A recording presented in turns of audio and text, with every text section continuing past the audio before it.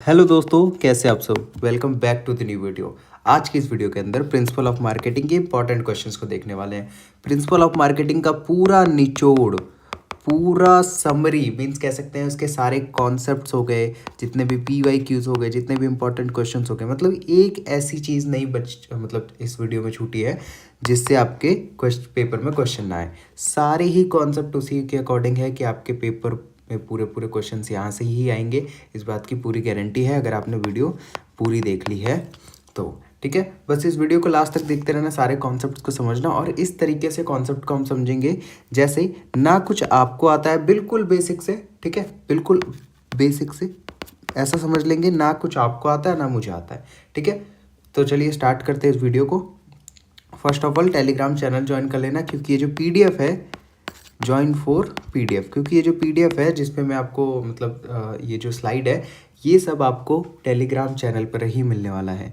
Instagram पे follow कर लेना, नीचे डिस्क्रिप्शन में लिंक दी गई होगी, क्योंकि व्हाट्सएप पे अगर कभी कांटेक्ट नहीं हो पाता तो वहाँ पे आप मुझे DM कर सकते हो।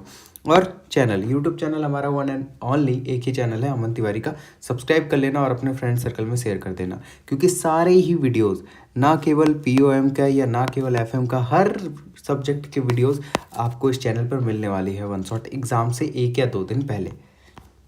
तो चलो स्टार्ट करते हैं इस वीडियो को। बस मैं आपसे यही कहूँगा, चाहे आप इस वीडियो को मेट्रो में देख रहे हो, चाहे आप इस वीडियो को घर पे देख रहे हो, कभी भी देख रहे हो या अपलोड होने के जस्ट बाद देख रहे हो, सारी चीज़ें आपको समझ में आने वाली है। बस फोकस करके देखते रहना और शेयर कर देना। ठीक है, modern marketing is an integrated process of identification, assessment, and satisfaction of human wants. In light of this statement, write the importance and nature of marketing.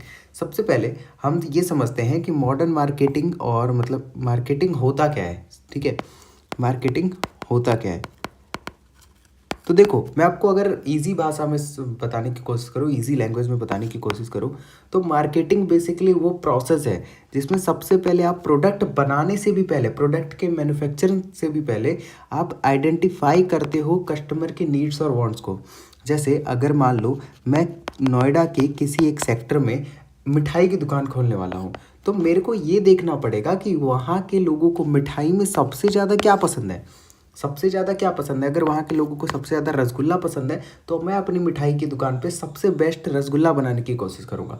ठीक है, तो यहाँ से लेकर और फिर अपना सामान बेचकर कस्टमर सपोर्ट देने तक जो प्रोसेस होता है, इसे हम मार्केटिंग कहते हैं। ठीक है, तो मार्केटिंग कब स्टार्ट होता है, प्रोडक्ट मैन्युफैक्चर करने से पहले ही मार्केटिंग स्टार्ट हो जाता है।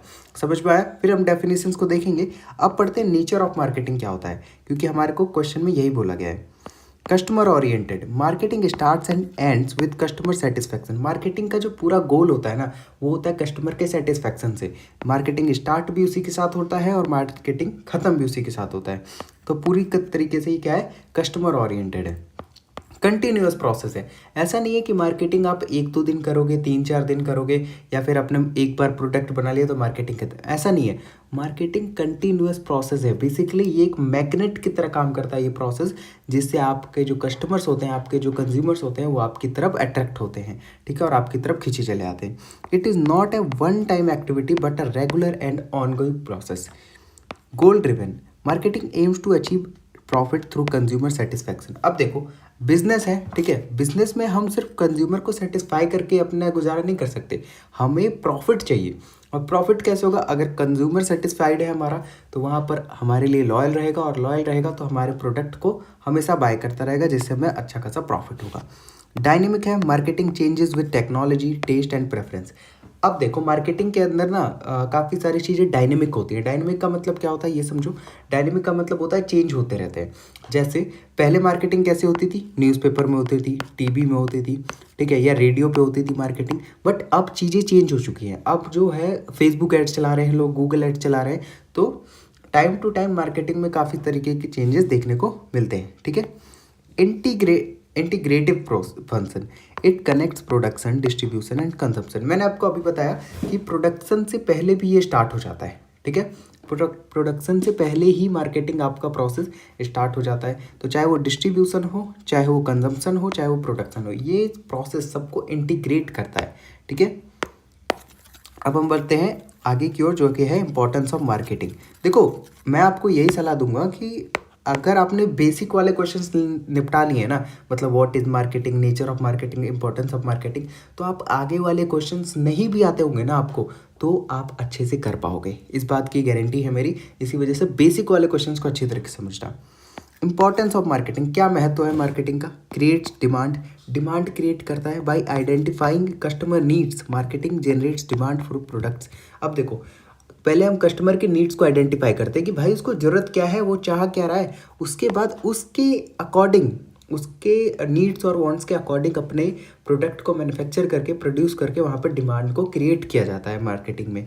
Promotes innovation, helps in developing new products and services. अब देखो एक बात बताओ मेरे को कि अगर एक एरिया के लोग हैं, ठीक है, ये ऐसा मोबाइल फ़ोन चाहते हैं, मतलब ये इमेजिन कर रहे हैं, अभी अभी इन्होंने सोचा नहीं है, ऐसा मोबाइल फ़ोन चाहते हैं जिसमें धांसू कैमरा हो, धांसू कैमरा हो, धांसू परफॉर्मेंस हो, धांसू बैटरी हो, ठीक है, आईफोन के जैसे कैमरा हो और बैटरी सैमसंग के फ़ोन जैसा हो। तो मैं क्या करूँगा, उनकी डिमांड को और उनकी नीड्स को देखते हुए इन दोनों का कॉम्बिनेशन, आईफोन और सैमसंग का कॉम्बिनेशन एक फ़ोन बनाऊँगा। तो यहाँ पर क्या है, एक इनोवेशन आया, मतलब एक नई चीज़ आई। इनोवेशन का मतलब होता है कि एक न्यू आइडिया, एक न्यू चेंज, मतलब कुछ ना कुछ नया आया मार्केट में। Improves standard of living by offering better quality and choices to consumer. एक बात बताओ, कंज्यूमर के डिमांड के अकॉर्डिंग, मतलब उसे जो चाहिए मैं उसे वही दे रहा हूँ, तो जाहिर सी बात है ना, उसका स्टैंडर्ड ऑफ लिविंग, वो जैसे जी रहा है या फिर उसके जो भी प्रोडक्ट मतलब रोल प्ले करेगा उसके जीवन में, वो और ज़्यादा अच्छा होगा, वो और ज़्यादा बेटर होगा। Employment opportunities provide jobs in sales, advertising and logistics. अब मार्केटिंग फील्ड है भाई, हर फील्ड में जॉब्स तो रहते ही हैं, तो सेल्स में हो गया, एडवर्टाइजिंग में हो गया, लॉजिस्टिक में हो गया, तो अच्छा खासा एम्प्लॉयमेंट जनरेट करता है। Economic growth, strong marketing tools boost production and trade. अब देखो, जितनी अच्छी मार्केटिंग होगी, ठीक है, उतना ज़्यादा आपकी कंपनी ग्रो करेगी, उतना ज़्यादा आपकी कंपनी ग्रो करेगी, उतना ज़्यादा आपकी कंपनी प्रोड्यूस करेगी। अब जितना ज़्यादा आपकी कंपनी प्रोड्यूस करेगी उतना अच्छा खासा बेचेगी, और बेचने पे मतलब जीडीपी भी इंक्रीज़ हो रहा है, यहाँ पर अच्छी खासी एम्प्लॉयमेंट अपॉर्चुनिटी भी जनरेट हो रही है, तो पूरी तरीके से ओवरऑल इकोनॉमी का ग्रोथ पूरा हो रहा है, ठीक है। तो देखो, मैंने बहुत ही ज़्यादा टाइम लेकर इस क्वेश्चंस को समझाया है ताकि सारे पॉइंट क्लियर हो जाए, बेसिक वाले क्वेश्चंस को आप अच्छे से समझ जाओ। Now explain the consumer buying behaviour with an easy example. ठीक है, हम बिल्कुल ईजी एग्जाम्पल लेकर चलेंगे। The consumer buying process is a series of steps of a consumer follows before making a purchase. It usually have 5 stages. अब एक देखो, मतलब कंज्यूमर बाइंग प्रोसेस का मतलब क्या होता है कि आप जब एक सामान खरीदने जाते हो तो आप पहली बात, आप क्या क्या चीज़ें कंसीडर करते हो कि मुझे क्या सोच कर, क्या फैक्टर्स को ध्यान में रखकर, किन पहलुओं को ध्यान में रखकर मुझे सामान खरीदना है। तो वही प्रोसेस हमारा कंज्यूमर बाइंग प्रोसेस है। ठीक है, इसमें 5 स्टेजेस आते हैं। Problem recognition, the consumer realises a need. पहले तो आप ये देखोगे कि भाई मुझे नीड है, किस चीज़ की नीड है। क्या मुझे एक चम्मच की नीड है? मुझे एक चम्मच की नीड है। अगर मेरे घर में चाउमीन खाने के लिए चम्मच नहीं है तो सबसे पहले आपको नीड की मतलब ज़रूरत पड़ेगी उस चीज़ की। Riya's shoes were worn out and she needs new shoes. अब रिया के जूते जो है वो फट चुके हैं, ख़राब हो चुके हैं, तो अब रिया को नए शूज़ चाहिए। Information search, she looks for options online and और इन स्टोर्स। अब वो देखिए कि भाई उसने निकाला, रिया ने क्या किया, रिया ने अमेजोन निकाला, फ्लिपकार्ट निकाला और नए नए ऑप्शंस को देखा, नए नए शूज़ को देखा। तो ये आता है स्टेज 2 पे, इन्फॉर्मेशन सर्च। इवेल्युएशन और alternatives, she compares brands like Nike, Adidas और Bata based on price and comfort. ठीक है, अब उसने डिफरेंट अल्टरनेटिव्स को चूज़ किया, मतलब कंपेयर किया, फिर उसे इवेलुएट किया, फिर उसमें से ही कोई बेस्ट सा चूज़ करेगी। तो फिर हमारा थर्ड स्टेज आता है, वो आता है सी फाइनली चूजेस एडिडास शूज। अब थर्ड स्टेज में परचेज डिसीजन लेगी वो कि कौन सा शूज़ उसे परचेज करना है। ठीक है, लास्ट स्टेज में post purchase behaviour, if she feel satisfied she may recommend Adidas to friends. अब पोस्ट परचेज बिहेवियर में क्या है कि उसने खरीद लिया एडिडास के शूज़, ठीक है, उसने मतलब आराम से खरीदा और उसे पहना और उसे बहुत बढ़िया लगा एडिडास का शूज़। ठीक है, दिस प्रोसेस, तो वो अपने फ्रेंड्स को भी रिकमेंड करेगी। This process shows that the buying is not just about the final purchase but about decision making at every stage. ठीक है। तो सिर्फ खरीदना ऐसा नहीं होता कि हम फाइनल जब परचेज कर रहे हैं तभी वहाँ पर उसी को बाइंग कहेंगे, बल्कि हर स्टेज पे आपकी थिंकिंग लगती है, आपका डिसीजन मेकिंग लगता है, ठीक है। तो कंज्यूमर बाइंग प्रोसेस को आप अपने हिसाब से भी लिख सकते हो, ठीक है। तो बस 5 स्टेजेस याद रखना, कोई ऑफिशियल आंसर नहीं बनता है इसका, तो अपने हिसाब से भी लिख देना अगर आपको याद नहीं आ रहा हो तो। नेक्स्ट, हॉलिस्टिक मार्केटिंग कॉन्सेप्ट क्या होता है, इसके इंपॉर्टेंस को डिफाइन करना है हमें। हॉलिस्टिक हॉलिस्टिक ये वर्ड आपने कहीं सुना होगा, ये हॉलिस्टिक जो वर्ड है ये कहीं ना कहीं आपने सुना होगा। याद करो, जब भी कोई बोलता है डेवलपमेंट के बारे में तो हॉलिस्टिक डेवलपमेंट बोलता है। हॉलिस्टिक का मतलब क्या होता है? हॉलिस्टिक का मतलब होता है ओवरऑल, पूरी तरीके से, ठीक है। पूरी तरीके से हॉलिस्टिक मतलब हर तरफ से, चाहे वो मतलब फाइनेंशियली हो, चाहे वो इमोशनली हो, चाहे वो फिजिकली हो। तो अगर ऐसा बंदा है कोई जो इमोशनली, फाइनेंशियली और मतलब फिजिकली पूरी तरीके से ग्रो हो रहा है तो इसे हम हॉलिस्टिक डेवलपमेंट कहते हैं, राइट। तो यही है हॉलिस्टिक मार्केटिंग कॉन्सेप्ट, मतलब हर तरीके से आपको सेटिस्फाइड रहना है, मतलब सॉरी, अपने कंज्यूमर को सेटिस्फाइड करना है, अपने काम को आगे बढ़ाना है। अब ज़रा एक बार पढ़ लेते हैं, समझ में आएगा फिर आपको। The holistic marketing concept is an modern approach that treats marketing as an all-round interconnected system. It is based on the idea that everything matters in marketing and all parts of business must work together to deliver value. Holistic marketing concept कहता है कि एक ऐसा modern approach है जिसमें ये पता चलता है कि मार्केटिंग का एक छोटा सा छोटा एस्पेक्ट भी, छोटा सा छोटा पहलू भी बहुत ज़रूरी होता है। तो मार्केटिंग के हर एस्पेक्ट को, हर पार्ट को इक्वली ट्रीट करना चाहिए। और दूसरी बात, इंटरकनेक्टेड होता है, मतलब एक दूसरे से इंटरकनेक्ट होता है, ठीक है। तो हर चीज़ मैटर करती है मार्केटिंग में, समझ में आया? सबका एक साथ काम करना बहुत ज़रूरी होता है। हॉलिस्टिक मार्केटिंग इंक्लूड्स 4 की एलिमेंट्स, ठीक है। 4 तरीके के की एलिमेंट्स इसमें वो मतलब इंक्लूड होते हैं जिनका हमें ध्यान रखना पड़ता है, जिनका अच्छे से मैनेज करना बहुत ज़रूरी होता है। Relationship marketing, building long term bonds with customers. अब देखो होगा क्या कि अगर आप मार्केटिंग में और बहुत ही बढ़िया प्रोडक्ट बना रहे हो, ठीक है, आप आईफोन से भी बढ़िया फ़ोन बनाने लगे भाई, ठीक है, आईफोन से भी बेस्ट, बट आप एक रिलेशनशिप पे ध्यान नहीं दे रहे हो। रिलेशनशिप का मतलब जो आपका कस्टमर के साथ है उस पर ध्यान नहीं दे रहे हो, ब्रांड लॉयल्टी या कस्टमर लॉयल्टी आप बिल्ड नहीं कर रहे हो, तो फिर उसका कोई फ़ायदा नहीं मार्केटिंग का। आज लेकर जा रहा है कस्टमर, कल नहीं लेकर जाएगा। Integrated marketing, coordinating all promotional tools. Integrated marketing का मतलब होता है कि जितने भी प्रमोशनल टूल्स हो गए, प्रमोशनल टूल्स मतलब किसी भी तरीके से अगर आप प्रमोशन कर रहे हो अपने प्रोडक्ट का, तो उन सबको कोऑर्डिनेट करना है, उन सबको अच्छी तरीके से मैनेज करके चलाना है, ठीक है, ताकि आपके ब्रांड का, आपके प्रोडक्ट का अच्छी तरीके से प्रमोशन हो सके। इंटरनल मार्केटिंग, अब इंटरनल का मतलब क्या होता है? अंदर की बात, ठीक है। अंदर की बात का मतलब आपके अंदर कौन काम करता है भाई? हमारे एम्प्लॉयज़ काम करते हैं, हमारे साथ जो पार्टनर होते हैं वो काम करते हैं, तो उनको मोटिवेटेड रखना है। एप्पल का जो मतलब जितने भी एम्प्लॉयज़ होंगे, एप्पल के, गूगल के जितने भी एम्प्लॉयज़ होंगे, कभी आपने उनको मुंह लटका के बैठे हुए नहीं देखा होगा। मतलब स्ट्रेस तो सबको होता है, बट कंपनी से परेशान है ये नहीं सुना होगा। क्यों भाई? वो अपने एम्प्लॉयज़ का अच्छी तरीके से ध्यान रखते हैं। माइक्रोसॉफ्ट, गूगल जैसी कंपनीज़ में कैंटीन में खाना ही ऐसा ऐसा होता है ना, जो बड़े बड़े 5 स्टार होटल्स को फेल कर देता है। तो वही बात है, यहाँ पर एम्प्लॉयज़ का ध्यान रखने की बात हो रही है। And socially responsible marketing, caring for society and the environment. अब आप एनवायरनमेंट का भी अच्छी तरीके से ध्यान रख रहे हो, कुछ ऐसा नहीं कर रहे जिससे एनवायरनमेंट की धज्जियाँ उठ जाए। समझ में आया? हॉलिस्टिक मार्केटिंग कॉन्सेप्ट क्या कहता है कि आपको सिर्फ अपने बिजनेस और सेल्स पे ध्यान नहीं देना है। मार्केटिंग, हॉलिस्टिक मार्केटिंग कॉन्सेप्ट कहता है कि मार्केटिंग में हर एक छोटी से छोटी चीज़ भी मैटर करती है भाई। इंटरनल मार्केटिंग हो, चाहे आप अपने एम्प्लॉयज़ के प्रति क्या बिहेव कर रहे हैं वो हो, चाहे आप कस्टमर के प्रति क्या रिलेशन रख रहे हैं वो हो, हर चीज़ मैटर करती है। आप सोसाइटी के लिए क्या बिहेव कर रहे हैं वो भी। समझ में आया पूरी तरीके से? It's importance lies in the fact that business today operate in a highly competitive and connected world, ठीक है। Customers don't buy products, they by experience, trust, value. यहाँ पर लिखा हुआ है कि कस्टमर जो है भाई साहब, वो आपके प्रोडक्ट को ही बाय नहीं कर रहे, वो एक ट्रस्ट बाय कर रहे हैं, वो एक एक्सपीरियंस बाय कर रहे हैं। जूता लेकर गया आपकी ब्रांड से, मुझे आपकी ब्रांड पर ट्रस्ट है तभी तो, कि अच्छे ब्रांड के शूज़ आपने बेच रहे होंगे मुझे, तभी तो मैं लेकर गया। फॉर एग्जाम्पल, अब एग्जाम्पल यार पढ़ लेना, एप्पल का एग्जाम्पल दिया हुआ है मैंने।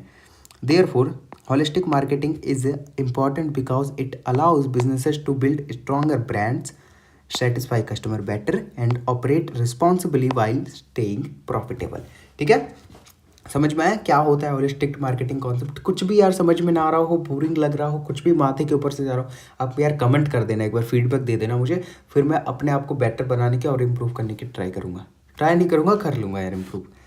Explain market segmentation, how is it different from market targeting. अच्छा एक और बात, एक छोटा सा एडवाइस दे दूँ मैं आपको कि मान लेते हैं आपकी किस्मत ख़राब है, आपने मतलब पूरा वीडियो नहीं देख पाए या फिर मतलब कुछ भी ऐसा सर्कमस्टांसेस आ गए जो कि आप वीडियो नहीं देख पाए, ठीक है। तो उस केस में क्या करना है, आपके सामने क्वेश्चन आ गया, उस केस में क्या करना है? तो कुछ नहीं, मैंने बोला ना, बेसिक बेसिक कवर करके जाओ, ठीक है। बेसिक अच्छी तरीके से कवर करके जाओ, आपकी नैया पार हो जाएगी, ठीक है। आपकी नैया आराम से पार हो जाएगी। तो आ जाओ क्वेश्चन पे आते फिर से। Market segmentation is the process of dividing a large market into smaller groups of consumer who have similar needs, preferences or characteristics, ठीक है। segmentation can be based on demographic factors, age, gender, geographic factors, psychographic factors और behavioral factors, ठीक है।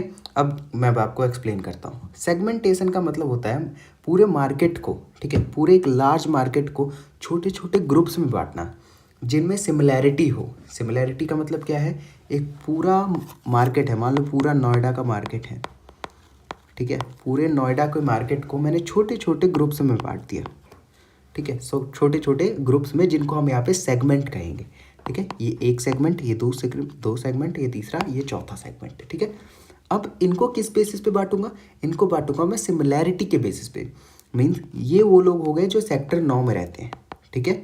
ये वो लोग हो गए जो सेक्टर 9 में रहते हैं। ये वो लोग हो गए जो कि सेम एज के हैं, एज के बेसिस पे भी बांट सकता हूँ। ये वो लोग हो गए जो कि लाइफ स्टाइल के बेसिस पे बांट रहा हूँ कि ये अमीर हैं, ये क्या पहनते हैं, क्या नहीं पहनते हैं, ठीक है। और ये बाइंग हैबिट्स के ऊपर मैंने बांट रखे हैं कि ये किस तरीके के सामान खरीदते हैं, ठीक है। तो मैं अलग अलग बेसिस पे, अलग अलग फैक्टर्स पे इनको डिवाइड कर सकता हूँ। देखो डेमोग्राफिक में क्या आता है, एज से, जेंडर से, इकोनॉमी, इनकम से, जियोग्राफिक फैक्टर से, चाहे लोकेशन, क्लाइमेट, उस बेसिस पर बांट सकता हूँ। साइकोग्राफिक, लाइफस्टाइल, पर्सनैलिटी कैसी है, बिहेवियरल, ठीक है। तो मार्केट सेगमेंटेशन बेसिकली क्या है, एक लार्ज मार्केट को आप स्मॉल सेगमेंट्स में डिवाइड कर रहे हो, ठीक है। स्मॉल ग्रुप्स में डिवाइड कर रहे हो कंज्यूमर्स के, ठीक है, ताकि आप स्पेसिफिक टारगेटिंग कर सको। अच्छा अब ऐसे करते क्यों है?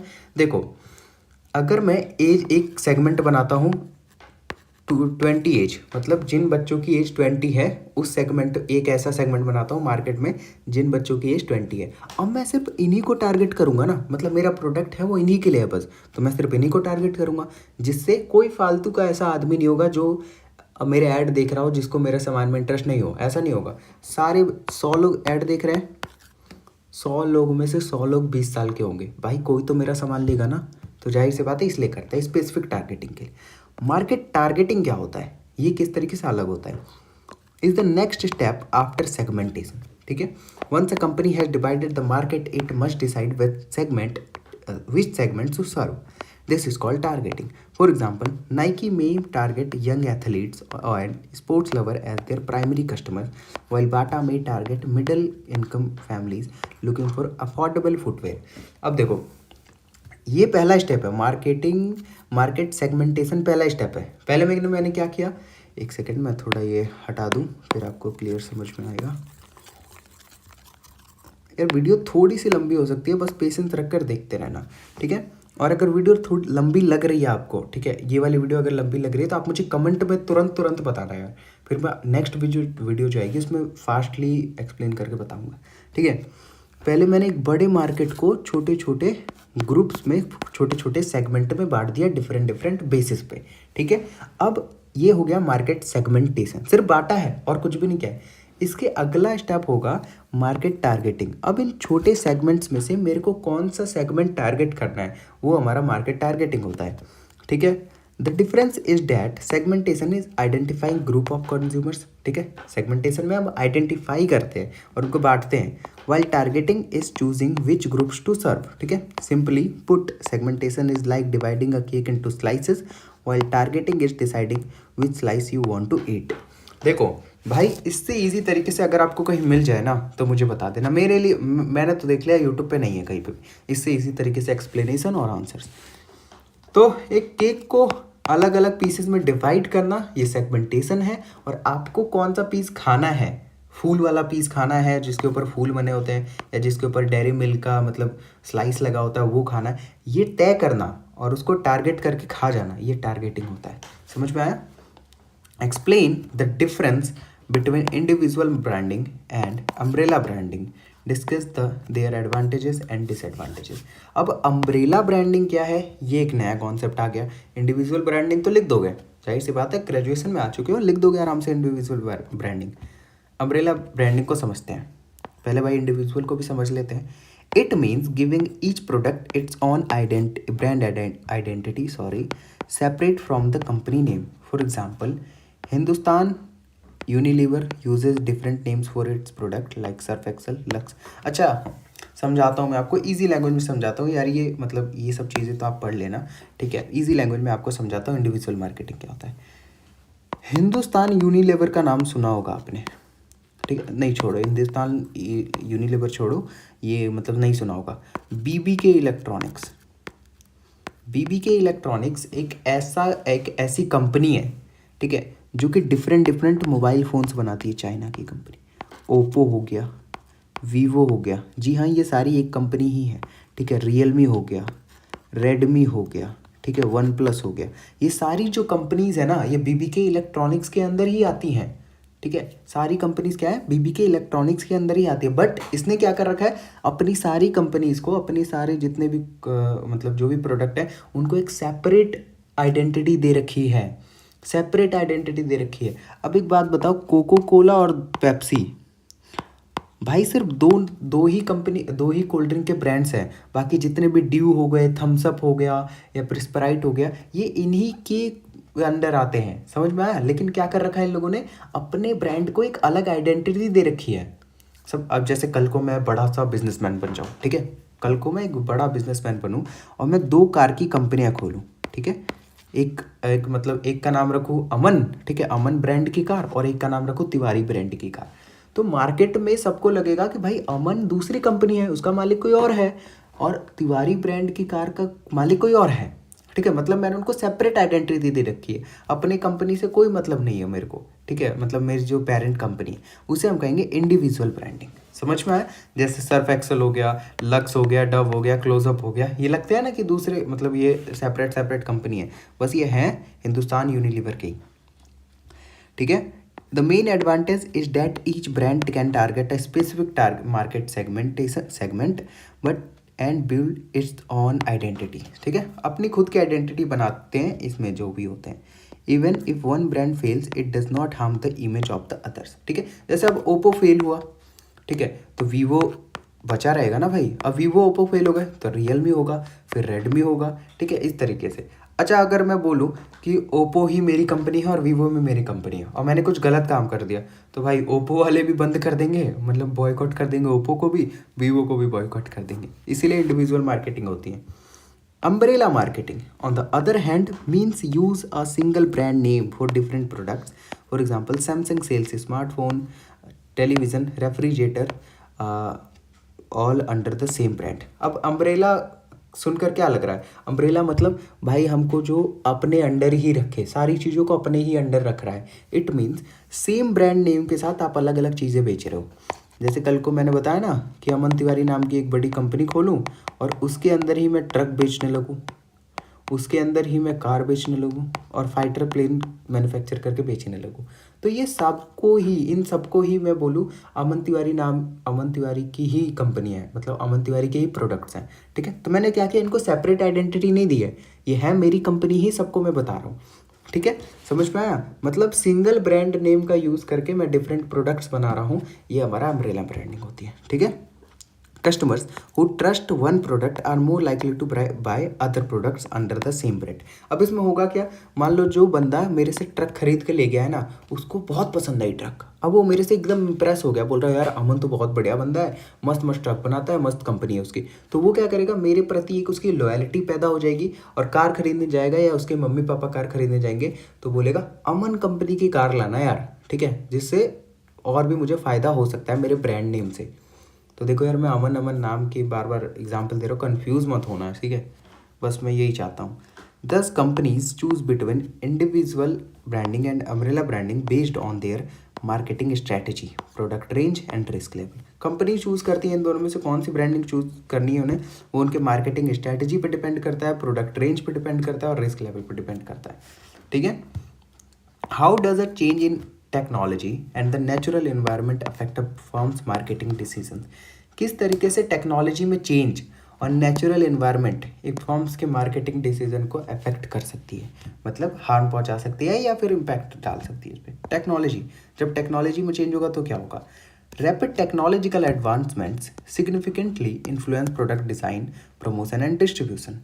Firms must adapt by innovating. For example, digital payments option like UPI changed how companies market online shopping. Similarly, social media platforms force firms to focus on digital marketing. समझ में? मतलब कि अगर आप मान लो कल तक आप क्या कर रहे थे मार्केटिंग में, आप रेडियो पे मार्केटिंग कर रहे थे। आप शूज़ बनाते हैं, आप रेडियो पे बोल रहे थे हाँ भाई हमारे शूज़ ले लो, आपका पैर अच्छा रहेगा, आपका पैर में दर्द नहीं रहेगा। ठीक है, इस तरीके से आप मार्केटिंग करते थे।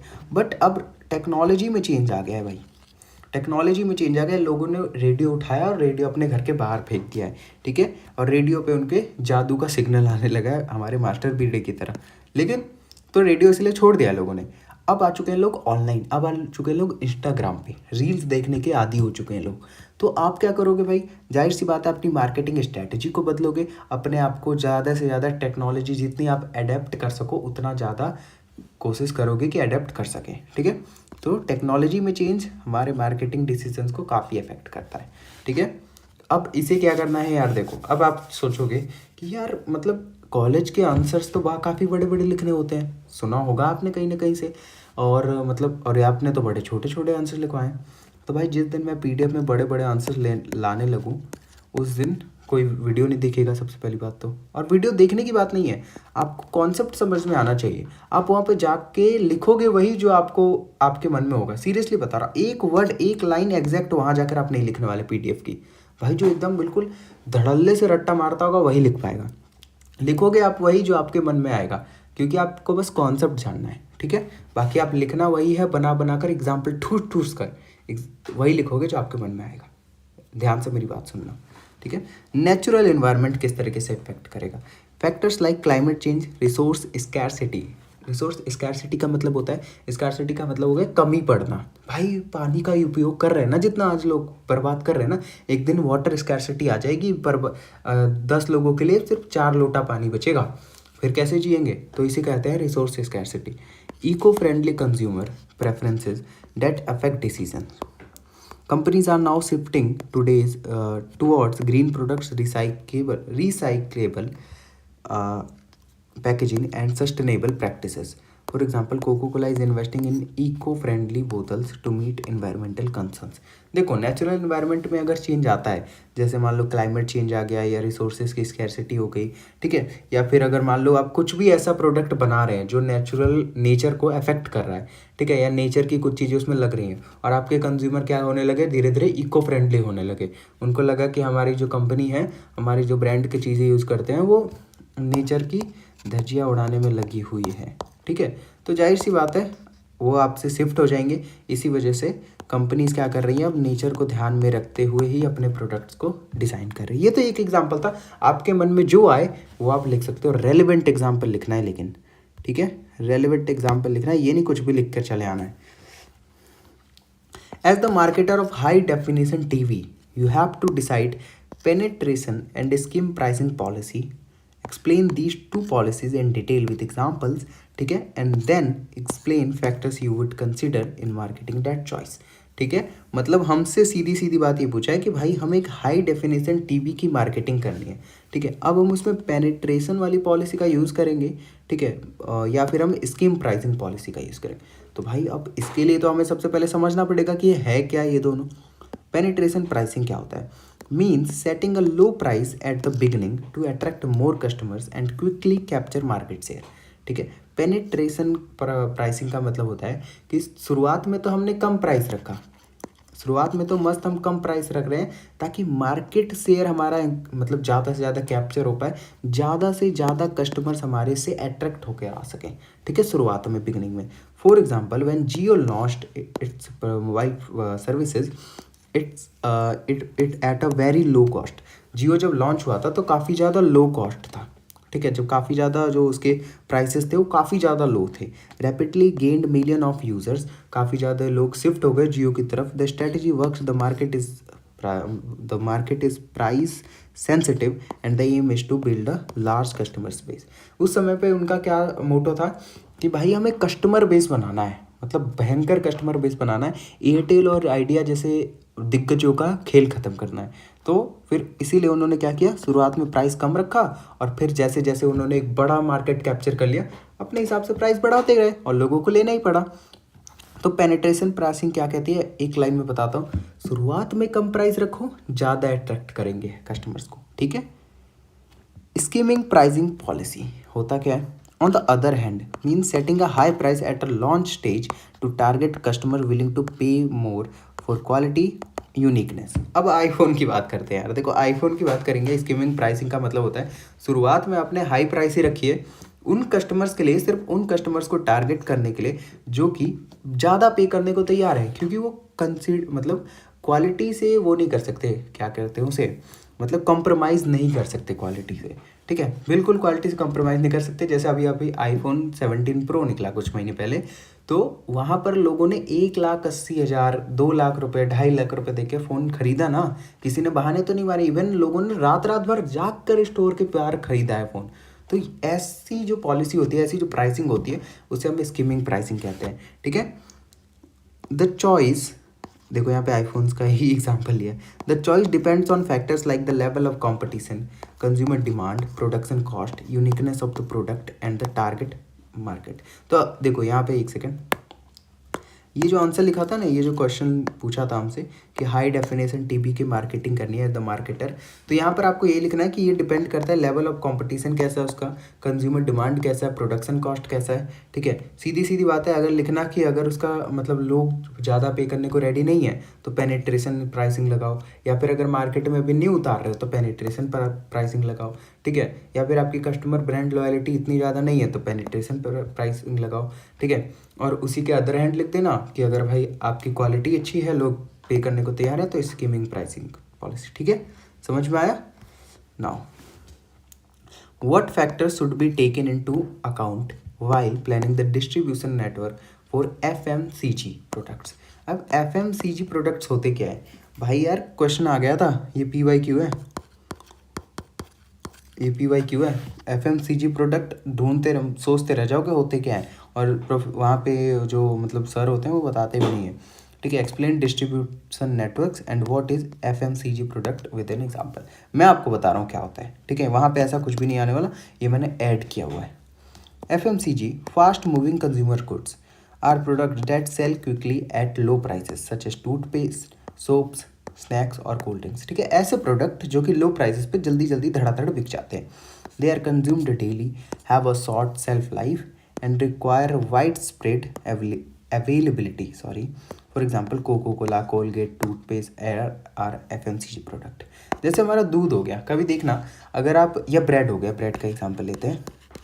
कभी देखना आप सुबह जाओगे ब्रेड लाने, ठीक है. सुबह जाओगे ब्रेड लाने, मान लो आप 9 तारीख को ब्रेड लाने गए, 9 अक्टूबर को ब्रेड लाने गए, देखना वो 9 अक्टूबर को ही एक्सपायर हो रहा होगा, मतलब 9 या 10 अक्टूबर की शाम तक ही एक्सपायर हो रहा होगा.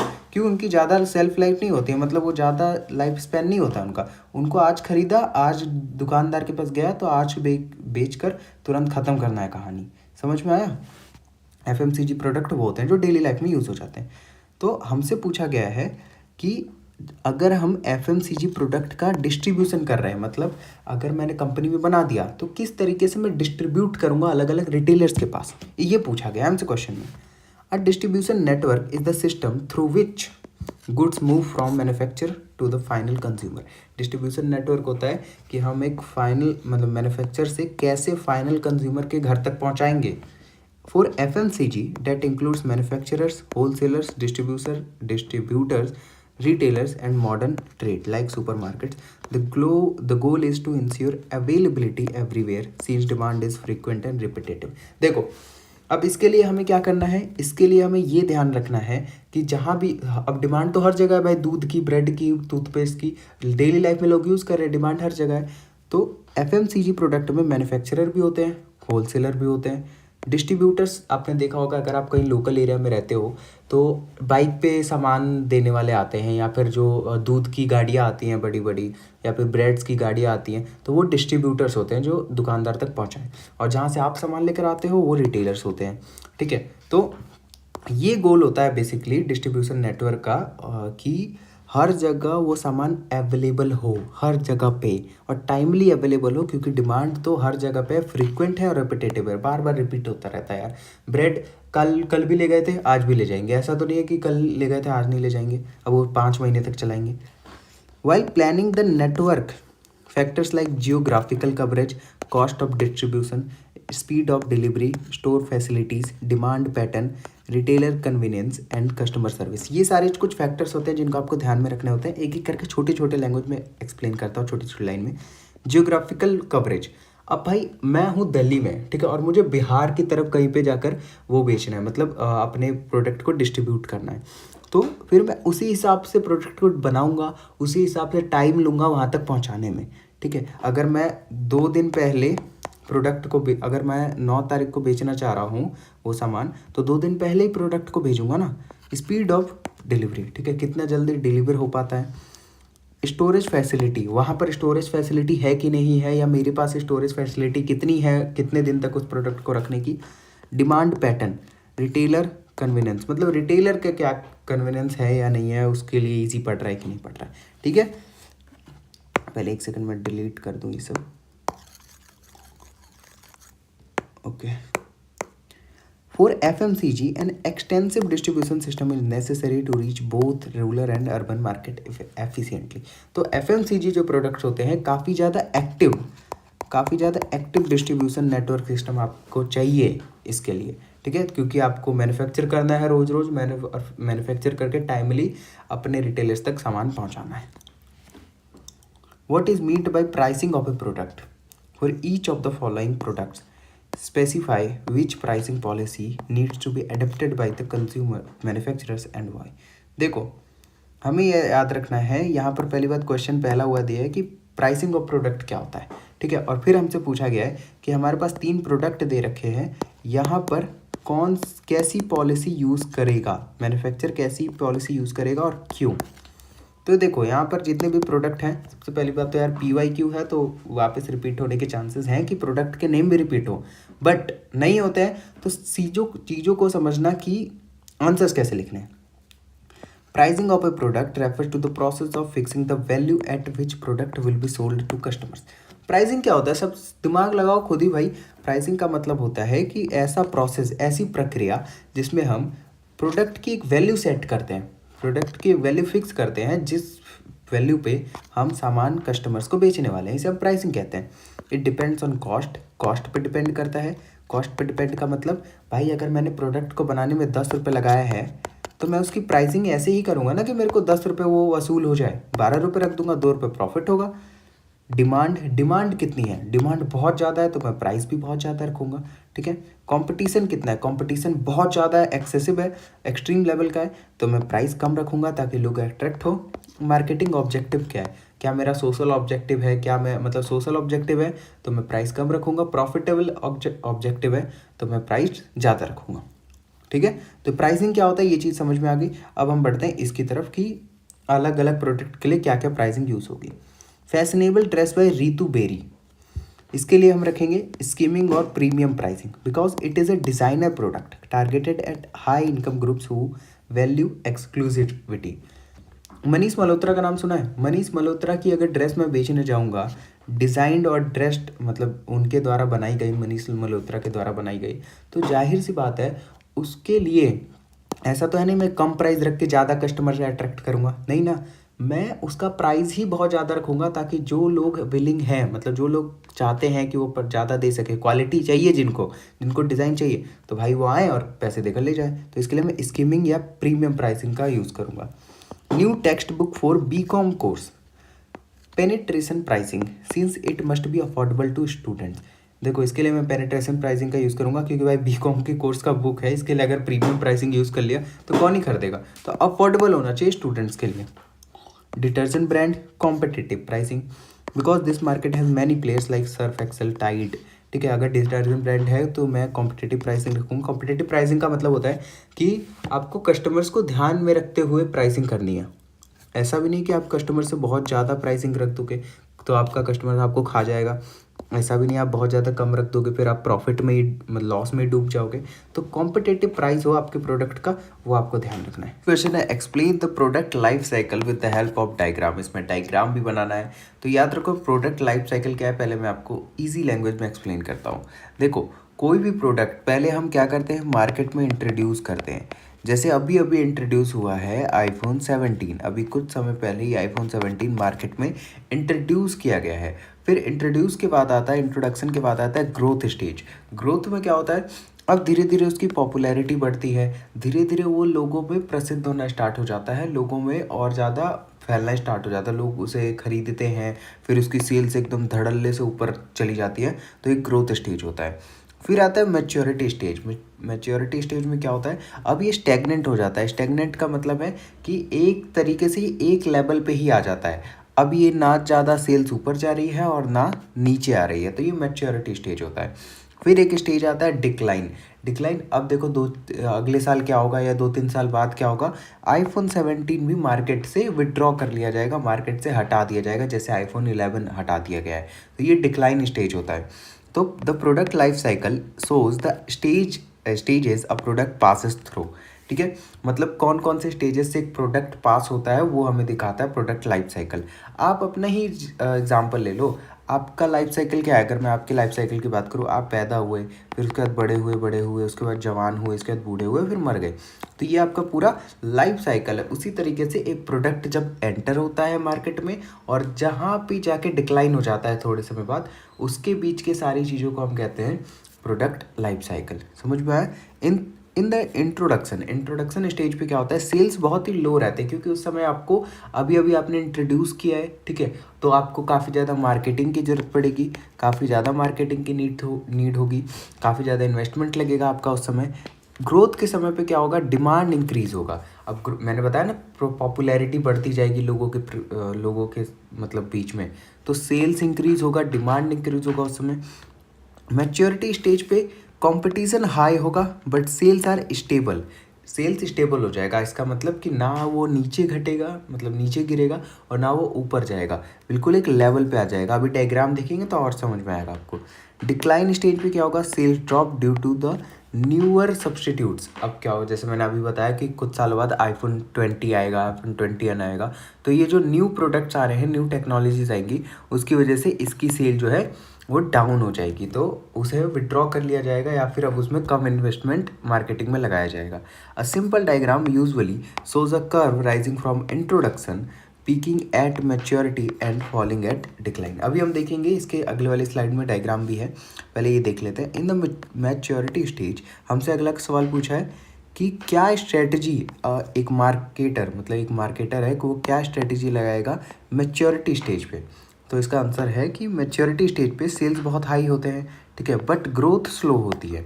ठीक है, सेल्स हाई है, सेल्स नीचे नहीं जा रही, बट ऐसा भी नहीं है कि ग्रोथ स्टेज की तरफ बहुत ज़्यादा हाई है, एकदम स्टेबल है, ग्रोथ बिल्कुल स्लो है बिल्कुल हमारी।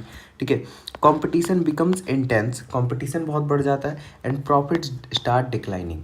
अब मैच्योरिटी स्टेज के एंड पे ही प्रॉफिट जो है डिक्लाइन होना स्टार्ट हो जाता है। This is the most challenging stage for marketers. तो करना क्या होता है, strategies include product differentiation, adding new feature. अब आप ये कर सकते हो, उसी प्रोडक्ट में जो भी यूनिट अगर आप न्यू बनाते हो तो उसमें न्यू कुछ फीचर ऐड कर दो। जैसे आईफोन 17 के मैच्योरिटी स्टेज पे ऐसा आईफोन ने ऐसा कर दिया कि भाई अब उसमें से मतलब उसमें से एक स्टाइलस भी दिया जाएगा, मतलब जो पेन होता है वो भी दिया जाएगा वो लिखने के लिए। तो वहाँ पर एक प्रोडक्ट डिफ्रेंसिएशन आता है। ठीक है, प्राइस एडजस्टमेंट, ठीक है, उसको थोड़ा डिस्काउंट दे दिया गया, जैसे अभी आईफोन 16 पे किया था। देखो अभी आईफोन 16 पे तो दिवाली के समय पे काफ़ी ज़्यादा डिस्काउंट था, तो सबके पास आईफोन 16 दिख रहा है। प्रमोशंस हो सकते हैं, ब्रांड लॉयल्टी प्रोग्राम्स होते हैं, एक्सप्लोरिंग न्यू मार्केट, किसी न्यू मार्केट में इंट्रोड्यूस करना, इम्प्रूविंग डिस्ट्रीब्यूशन। ठीक है, तो ये कुछ स्ट्रेटजीज है जो एक मार्केटर मैच्योरिटी स्टेज पे अप्लाई कर सकता है। देखो अब जितने भी आंसर्स हैं ना उनको थोड़ा फास्टली करेंगे क्योंकि वीडियो फिर बहुत ज़्यादा लंबी हो जाएगी, लंबी वीडियो बोरिंग होती है यार, मेरे को भी पता है। ठीक है, अब थोड़ा फास्ट करेंगे चीज़ों को। नाउ ये है प्रोडक्ट लाइफ साइकिल का डायग्राम। ठीक है, ध्यान से समझना इसको, ये डायग्राम ही बनाकर आ जाओगे यार तो 5 नंबर का खेल हो जाएगा। इंट्रोडक्शन स्टेज पे देखो अभी ये ऊपर उठ रहा है, अभी ये ऊपर उठ रहा है इंट्रोडक्शन स्टेज, मतलब कि अभी अभी एंटर हुआ है मार्केट में। ये ग्रोथ स्टेज है जहाँ पर क्या होगा, डिमांड इंक्रीज होगी, डिमांड इंक्रीज होती है। फिर ये मैच्योरिटी स्टेज है, देखो यहाँ पर मैच्योरिटी स्टेज आ गया। यहाँ पर क्या है, कंपटीशन हाई है बहुत ज़्यादा, सेल्स जो है वो इंक्रीज है बट ग्रोथ कम है। ठीक है, फिर आएगा डिक्लाइन स्टेज, अब ये मार्केट में डिक्लाइन होने लगा है। तो ये हमारा डायग्राम है प्रोडक्ट लाइफ साइकिल का। Middle man is a parasites, parasites का मतलब होता है जो खून चूसते हैं। This sucks the blood of manufacturers and the customer, मतलब जो मिडल मैन होते हैं, जो बीच के होते हैं ना, जो बिचौलिया होते हैं, वहाँ यहाँ कहा गया है कि वो पैरासाइट्स की तरह होते हैं, मतलब वो मैन्युफैक्चर का भी खून चूसते हैं और वो कस्टमर का भी खून चूसते हैं। अब देखो मैंने मान लो मैंने 10 रुपये में, मैं मैन्युफैक्चर हूँ, 10 रुपये में एक पेन बनाया।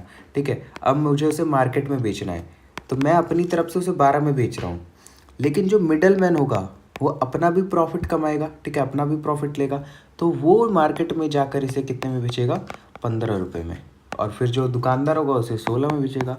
तो कहने का मतलब ये है कि 12 रुपये का पेन मार्केट में जाके 16 रुपये में बिक रहा है। तो इसने क्या किया, मिडल मैन ने पूरा खेल खराब कर दिया। This statement reflects a negative view of middle man, ये स्टेटमेंट जो है एक नेगेटिव पॉइंट ऑफ व्यू दिखाता है मिडल मैन के प्रति। As they often increase product prices and reduce the profit of producers by charging a commission. ठीक है, वो अपना कमीशन चार्ज करते हैं, तो जिससे क्या होता है कि कस्टमर्स को हाई प्राइस पे करना पड़ता है और जो प्रोड्यूसर्स हैं उन्हें प्रॉफिट कम मिलता है। Some critics argue that middle man exploit both ends, buying cheaply from manufacturers and selling at higher rates to customers. ठीक है, however middlemen also provide important services. They help in storage, transportation, financing, reducing the gap between producers and customers. अब ऐसा नहीं है कि middleman जो है वो पूरी तरीके से ही मतलब हानिकारक है या फिर हार्मफुल है, दोनों के लिए ये काफ़ी ज़्यादा इंपॉर्टेंट सर्विसेज भी प्रोवाइड करते हैं। जैसे यार देखो कई सारी ऐसी जगह, कई सारी ऐसी लोकेलिटीज़ होंगी जहाँ पर आप नहीं जा सकते एज अ मैन्युफैक्चरर, आपको मिडलमैन के थ्रू ही वहाँ पर चीज़ें बेचनी पड़ेंगी, तो वहाँ पर काम आते हैं मिडलमैन हमारे। For example in FMCG product बता चुका हूँ मैं क्या होता है। Wholesalers and retailers ensure that the product like biscuit और soaps are available even in small villages. छोटे से छोटे गाँव में भी कैसे जाता है सामान, मिडलमैन के थ्रू जाता है। Without them manufacturers can not reach distant customers. ठीक है, उनके सिवा मैन्युफैक्चरर का काम भी नहीं चलेगा। बट इस स्टेटमेंट के सिवा मैन्युफैक्चरर को क्या कहा गया है, पैरासाइट्स, सॉरी। ठीक है, therefore the statement is partially true. ठीक है, पूरी तरीके से नहीं बट आधा सच है और आधा गलत है, तो इसे पार्शली ट्रू कहा गया है। आप अपना पॉइंट ऑफ व्यू जाकर लिख कर आ सकते हो, बट याद रखना वैलिड होना चाहिए, रेलेवेंट होना चाहिए, कुछ भी लिख कर मत आ जाना। ठीक है, explain the concept of promotion. Promotion का कॉन्सेप्ट एक्सप्लेन करना है। वेरियस टूल्स क्या होते हैं प्रमोशन के। Promotion is the element of marketing that focuses on communicating with customers. ठीक है, प्रमोशन एक ऐसा एलिमेंट है मार्केटिंग का जो फोकस करता है कि हम कस्टमर से कम्युनिकेट कर सकें। मतलब कम्युनिकेट किस चीज़ को लेकर, प्रोडक्ट को लेकर। भाई मैन्युफैक्चरर क्या चाहेगा कि मेरे कस्टमर को मेरे प्रोडक्ट के रिगार्डिंग ज़्यादा से ज़्यादा अवेयरनेस हो, ज़्यादा से ज़्यादा चीज़ें पता चले। तो कैसे पता चलेंगी, वो प्रमोशन करेगा अपने प्रोडक्ट का। तो जो प्रमोशन है वो मार्केटिंग का एक ऐसा एलिमेंट होता है जिससे हम अपने कस्टमर से कम्युनिकेट कर सकते हैं अपने प्रोडक्ट के रिगार्डिंग। ठीक है, it is the process of informing, persuading and reminding potential buyers about a product और सर्विस। ठीक है, ये एक ऐसी प्रक्रिया होती है, ऐसा प्रोसेस होता है जिसमें हम इन्फॉर्म करते हैं अपने कस्टमर्स को, या फिर उन्हें ऐसा कह सकते हैं कि उनको वो बढ़ावा देते हैं कि वो आएँ और हमारे सामान को खरीदें, हमारे प्रोडक्ट को बाय करें।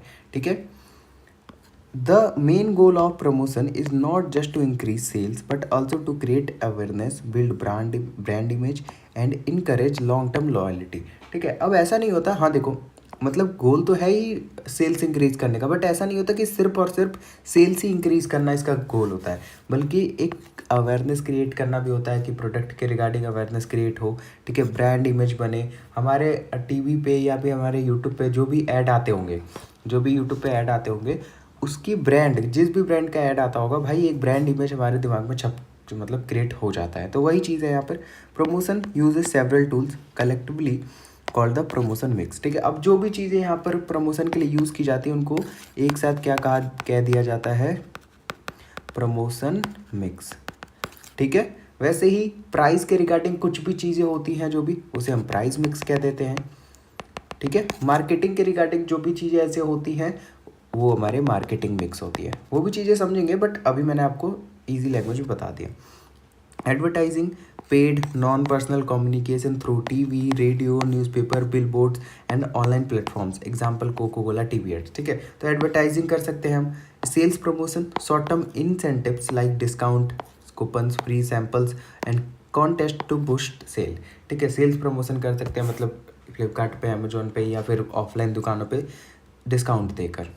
पर्सनल सेलिंग क्या होता है, फेस टू फेस जाकर हम जब सामान बेचते हैं उसे पर्सनल सेलिंग कहते हैं, ठीक है। जहाँ पर आप बढ़िया बढ़िया सेल्समैन को भेजते हो, वो कन्विंस करने में बहुत ज़्यादा मास्टर होते हैं, आपको पता भी नहीं चलेगा वो कब आया और कब अपना सामान बेचकर चला गया।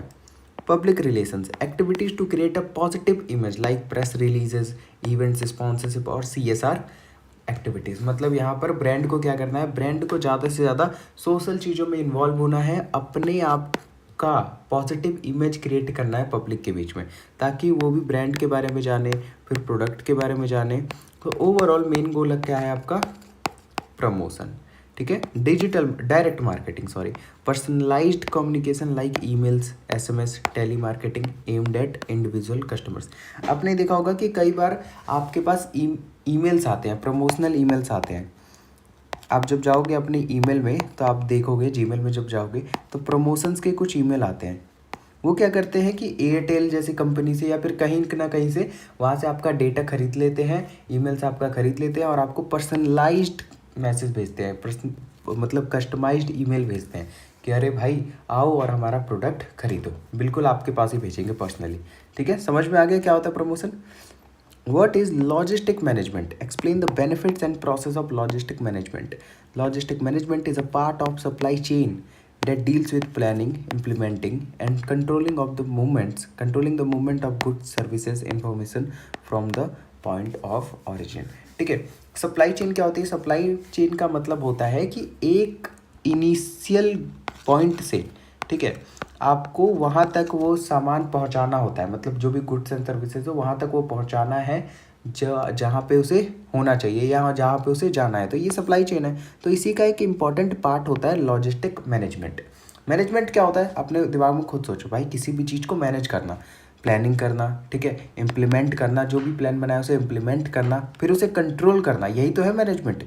तो बस जब हम सप्लाई चेन में इसको करते हैं, सप्लाई चेन में इसको इम्प्लीमेंट करते हैं, तो वो लॉजिस्टिक मैनेजमेंट कहलाता है, ठीक है। Fact to the final consumer, it ensures timely delivery, reduce cost, customer satisfaction. ये इंश्योर करता है कि भाई हमारे जो गुड्स हैं वो टाइमली डिलीवर हो जाए, ज़्यादा से ज़्यादा मतलब हम कॉस्ट को बचा सकें, ज़्यादा से ज़्यादा का मतलब है कि कॉस्ट को कम कर सके, हमारा जो कॉस्ट है उसे कम कर सके। अब कॉस्ट ही ज़्यादा लग जाएगा तो भाई हमें फिर प्राइस भी थोड़ा सा ज़्यादा रखना पड़ेगा, और प्राइस ज़्यादा रखेंगे तो कस्टमर प्राइस पे करेंगे नहीं और फालतू में हमें लॉस होता रहेगा, ठीक है। Benefits of logistic management, cost efficiency through better transportation and storage planning. Cost efficiency का मतलब होता है हम कॉस्ट बचा सकते हैं। देखो अगर हम ट्रांसपोर्टेशन का सही यूज़ करेंगे, सही ट्रांसपोर्टेशन का यूज़ करेंगे तो हमारा पैसा कम लगेगा। स्टोरेज प्लानिंग, हमने मान लो हमारे एरिया में 2 वेयर हाउस सर्विसेज है, एक वेयर हाउस सर्विसेज 1000 रुपये लेता है और एक वेयर हाउस सर्विसेज 5000 रुपये लेता है, तो हम सस्ते वाले को देख कर, मतलब सही डिसीज़न लेकर फिर हम चूज़ करेंगे ताकि हमारे कॉस्ट बचे, ठीक है। Fast delivery and improved customer satisfaction, fast delivery होती है भाई, एक बात बताओ, जब सारी चीज़ें मैनेज हो रही है अच्छे से तो डिलीवरी फास्ट क्यों नहीं होगी, और जब डिलीवरी फास्ट हो रही है, कस्टमर खुश है तो कस्टमर सेटिस्फाई होगा। Effective inventory control to avoid shortages and overstock, मतलब देखो यहाँ पर सारी चीज़ें प्लान्ड है, ठीक है, स्टोरेज अच्छे से हो रहा है, इन्वेंट्री को कंट्रोल भी अच्छे से किया जा रहा है। तो शॉर्टेज का मतलब होता है कि मतलब कमी होना, ठीक है, कमी होना या ओवर स्टॉक या डिमांड से ज़्यादा, रिक्वायरमेंट से ज़्यादा मैन्युफैक्चर कर देना। तो इन सब चीज़ों से रिलेटेड जो प्रॉब्लम है उसको अवॉइड किया जा सकता है, किससे? लॉजिस्टिक मैनेजमेंट से। Better coordination in the supply chain में एक बेटर कोऑर्डिनेशन देखने को मिलता है लॉजिस्टिक मैनेजमेंट से। Competitive advantage as timely deliver improves reputation. अब एक बात बताओ, आपका जो कॉम्पिटिटर होगा वो अगर लॉजिस्टिक मैनेजमेंट पे ध्यान नहीं दे रहा है या उसका मैनेजमेंट ही बहुत ख़राब है, तो उसके कंपैरिजन में आपकी जो रेपुटेशन है मार्केट में काफ़ी अच्छी बनेगी, क्योंकि आपसे कस्टमर सेटिस्फाइड हो रहा है, आप फास्टर डिलीवरी कर रहे हो, आप अच्छे से स्टोर कर रहे हो चीज़ों को, आप ख़राब नहीं कर रहे हो, मतलब आपके गुड्स एंड सर्विस जो भी है वो ख़राब नहीं हो रहे हैं, तो रेपुटेशन इंक्रीज़ होगी यार, आराम से होगी। Process of logistic management, process क्या होता है? प्लानिंग सबसे पहले, डिसाइडिंग और रूट्स, इन्वेंट्री लेवल्स और रिसोर्सेज। सबसे पहले हम प्लानिंग करेंगे कि डिसाइडिंग मतलब कौन से रूट से भेजना है, कैसे भेजना है, कौन से मोड ऑफ ट्रांसपोर्टेशन से भेजना है, ये सारी चीज़ें प्लानिंग के अंदर आ जाती है। अब ये देखो, आप क्वेश्चन देख के मान लो घबरा गए एग्ज़ाम के अंदर कि लॉजिस्टिक मैनेजमेंट का प्रोसेस कैसा होता है, और उसमें भी अगर आपको प्लानिंग याद आ गया तो फिर आप सोचोगे प्लानिंग के अंदर क्या क्या चीज़ें थी। कुछ भी नहीं है यार, आपको देखो यहाँ पे कुछ भी अलग दिख रहा है, सीधी सीधी बात है, आप प्लानिंग को डिफाइन करके चले आना, ठीक है, बस थोड़ा सा उसमें ये लॉजिस्टिक मैनेजमेंट या ट्रांसपोर्टेशन घुसेड़ देना बस, ठीक है। अगर नहीं आएगा तो procurement, acquiring raw materials, equipment और गुड्स, ठीक है, जो भी रॉ मटेरियल्स लगे होंगे, जो भी इक्विपमेंट्स की ज़रूरत होगी हमें, अब उसे एक्वायर करना स्टार्ट करेंगे प्रोक्योरमेंट में। Transportation, choosing modes like air, road, rail और सी, ठीक है, अब किस चीज़ से भेजना है, किस मोड ऑफ ट्रांसपोर्टेशन से भेजना है हमें, ये ट्रांसपोर्टेशन के अंदर मतलब तय करेंगे। Warehousing, safe storage until goods are required, ठीक है। अब इसके बाद आता है वेयर हाउसिंग, अब हम गुड्स को एक ऐसी जगह पर रखेंगे, एक ऐसी जगह पर स्टोर करेंगे जब तक हमें गुड्स की ज़रूरत ना पड़े या जब तक वो गुड्स को डिलीवर करने का टाइम ना आ जाए, ठीक है, इसे हम वेयर हाउसिंग कहेंगे। Distribution, delivering product to wholesalers, retailers और कस्टमर्स। अब देखो, अब तक हमने क्या कर रखा था, गुड्स को संभाल कर रख रखा था, अब टाइम आ चुका है कि हम होलसेलर्स और रिटेलर्स या कस्टमर्स तक गुड्स पहुंचा दें, तो वो डिस्ट्रीब्यूशन चैनल से होता है, अभी हमने डिस्ट्रीब्यूशन नेटवर्क भी पढ़ा था। Monitoring and feedback, tracking performance and making improvements, ठीक है। अब इन सारे प्रोसेस पे आपको नज़र रखनी, मॉनिटर करना है और अपना फीडबैक शेयर करना है, ठीक है। आए समझ कि लॉजिस्टिक मैनेजमेंट क्या होता है? बेसिकली अगर मैं आपसे कहूँ तो सामान को अच्छी तरीके से मैनेज करते हुए सारी चीज़ों को अपने स्टार्टिंग पॉइंट से एंड पॉइंट तक पहुँचाना, जितने भी प्रोसेस हैं अंदर कुछ भी है उन सबको मैनेज करना लॉजिस्टिक मैनेजमेंट है। ईजी लैंग्वेज में बता रहा हूँ मैं आपसे, ठीक है। Marketing and scope of marketing, ये देखो बेसिक वाला घुसेड़ दिया बीच में, यहाँ पे ये स्लाइड पहले होनी चाहिए थी बट कोई नहीं। Marketing is the process of identifying, anticipating and satisfying customer needs profitably, ठीक है भाई। देखो प्रॉफिटेबली लिखा है, इसका मतलब कि आपको भी प्रॉफिट होना चाहिए। सेटिस्फाइंग कस्टमर नीड्स यानी कस्टमर का नीड्स भी सेटिस्फाई होना चाहिए, ठीक है। तो इसके लिए क्या करना पड़ेगा, कौन सा प्रोसेस? सबसे पहले आइडेंटिफाई करो कि भाई कस्टमर की नीड क्या है, कस्टमर की वांट्स क्या है, कस्टमर चाहता क्या है। कस्टमर चाहता है पिज़्ज़ा और आप बना कर दे रहे हो उसे बर्गर, तो कस्टमर क्यों खरीदेगा आपका प्रोडक्ट? तो इसीलिए पहले हमें आइडेंटिफाई करना है, कस्टमर की नीड को एंटिसिपेट करना है कि भाई वो चाहते क्या हैं, किस प्रोडक्ट किस प्राइस रेंज में चाहते हैं, किस कलर में चाहते हैं, हर वो चीज़ जो कस्टमर चाहता है एज अ मैन्युफैक्चरर आपको ध्यान में रखकर उसकी नीड को पूरा करना है। It is a broader than just selling because of its focuses on building long term customer relationship। अब मार्केटिंग और सेलिंग में देखो क्या डिफरेंस होता है। सबको लगता है कि मतलब नॉर्मली भी बता रहा हूँ मैं आपको कि अगर आप डे टू डे लाइफ में भी मार्केटिंग किसी के आगे कहते हो तो उसे ये लगता है मार्केटिंग करता है यार, सेलिंग करता होगा, ठीक है। देखो मार्केटिंग का मतलब होता है कि मार्केटिंग वहीं से स्टार्ट हो जाती है जब प्रोडक्ट बनता भी नहीं है। मार्केटिंग आइडेंटिफाई करने से स्टार्ट होती है और फिर बेचने के बाद फीडबैक लेने से, ठीक है, या आप पोस्ट कस्टमर सर्विस देने तक मार्केटिंग चलती रहती है, ठीक है। तो ये सिर्फ सेलिंग का नाम नहीं है बल्कि एक long term customer relationship create करती है marketing. Marketing involves market research, product design, pricing, distribution, promotion after sale services. मैंने बताया ठीक है कि पहले मार्केट रिसर्च करेंगे कि क्या क्या नीड है उसकी, फिर प्रोडक्ट को डिज़ाइन करेंगे उस हिसाब से, फिर उसकी प्राइसिंग करेंगे ठीक है, फिर डिस्ट्रीब्यूशन उस हिसाब से, प्रमोशन और फिर आफ्टर सेल सर्विसेज। ठीक है, स्कोप क्या है मार्केटिंग का? Product planning and development, creating goods and services as per customer need या डिमांड जो भी कह सकते हैं। Pricing, setting prices based on cost, demand and competition. ठीक है, promotion, communicating product benefits through advertisement, PR and sales promotion. सारी चीज़ें मैं आपको पहले भी बता चुका, प्रमोशन पढ़ चुके हैं यार, प्राइसिंग पढ़ चुके हैं ठीक है, डिस्ट्रीब्यूशन पढ़ चुके हैं। तो रह क्या market research, understanding customer preferences and market trends. ठीक है, customer relationship management, CRM, building long term trust and loyalty. ठीक है, तो कहने का मतलब ये है मार्केटिंग आपका और उसका स्कोप जो भी है। ठीक है, रिलेशनशिप मार्केटिंग क्या होता है? Relationship marketing is an modern approach that focuses on long term customer engagement rather than one time sales. मतलब आपके दुकान पे एक अंकल आए, शर्मा जी आए ठीक है, अब शर्मा जी को आपने एक फ़ोन बेचा, लेकिन काफ़ी ज़्यादा रूड वे में बात करके शर्मा जी आए और आपसे बोले यार फ़ोन की कीमत कितनी है, और आपने बोला अरे यार 10,000 है, लेना है लो, नहीं तो मतलब इस तरीके से बिहेव किया। तो शर्मा जी क्या करेंगे, अब नेक्स्ट टाइम आपके दुकान पर तो नहीं आने वाले। तो ये चीज़ रिलेशनशिप मार्केटिंग नहीं है। रिलेशनशिप का मतलब होता है कि आपको कस्टमर के साथ एक बॉन्ड बनाना है भाई, सिर्फ एक टाइम ही सेल नहीं करना है आपको। आप जब एक बॉन्ड बनाओगे तो वो 10 बार खरीदेंगे कोई सामान तो आपके पास आएंगे, प्लस वो अपने 10 लोगों को रिकमेंड करेंगे कि आपके पास जाए। समझ में आया? तो रिलेशनशिप मार्केटिंग का मतलब है कि आपको रिलेशन बिठाकर अपने प्रोडक्ट के मार्केटिंग को मेंटेन करना है। समझ में आ रहा है? The goal is to build strong lasting relationships by ensuring satisfaction, trust and loyalty. ठीक है, instead of constantly finding new customers, relationship marketing emphasises retaining existing one. ठीक है, तो कहने का मतलब है कि न्यू कस्टमर ढूंढने से अच्छा, बार बार न्यू कस्टमर ढूंढने से अच्छा जो हमारे पास पहले से ही पुराने कस्टमर्स हैं उनको रिटेन करके रखना है, उनको खुश रखना है, उनको सेटिस्फाई रखना है। तो ये हमारी मतलब फर्म के लिए और हमारे लिए भी काफ़ी ज़्यादा बेनिफिशियल होगा। ठीक है, मैंने methods of relationship marketing include loyalty programmes. ठीक है, लॉयल्टी प्रोग्राम जैसे रिवॉर्ड पॉइंट्स, डिस्काउंट दे देना। हाँ जी भैया, शर्मा जी आप रोज़ आते हो, बार बार हमारी दुकान पर आते हो ब्रेड लेने, आप 8 रुपये दे दो 10 रुपये के बदले। ठीक है, personalised services, emails with the customers name, customise offer. जैसे आपका क्या है कि मान लो आप जूडियो के मैनेजर बन गए। अब जूडियो के मैनेजर बनने से आपने क्या किया कि जो भी आपके दुकान पर, जो भी आपके स्टोर पर, जो भी आपके शोरूम पर आ रहा है उसके आपने ईमेल्स रख लिए। ठीक है, और आपने उसके बर्थडे लिखवा लिए। तो अब क्या होता है कि हर कस्टमर के बर्थडे पर उसके पास एक पर्सनलाइज्ड ईमेल जाता है कि भाई हैप्पी बर्थडे टू यू। ठीक है, तो मतलब रियलिटी में भी ऐसा होता है, कई सारे ब्रांड्स करते हैं। तो इससे क्या होगा, वो उसको भी अच्छा लगेगा, तो यहाँ पर एक बॉन्ड क्रिएट होगा।